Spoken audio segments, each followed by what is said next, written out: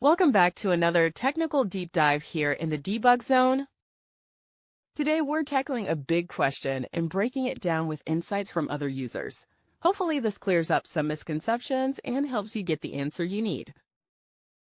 So buckle up, stay a little curious, and let's jump right in.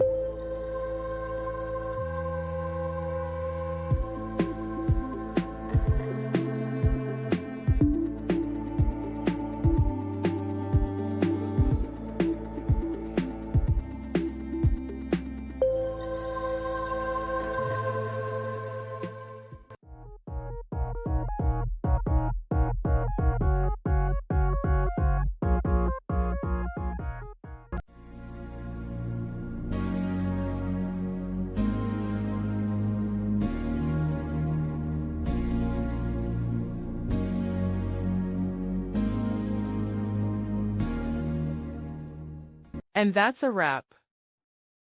I hope you found the answer you were looking for. If you did, take a second to hit that subscribe button. It really helps out. And let me know in the comments which solution worked best for you. See you next time in the debug zone.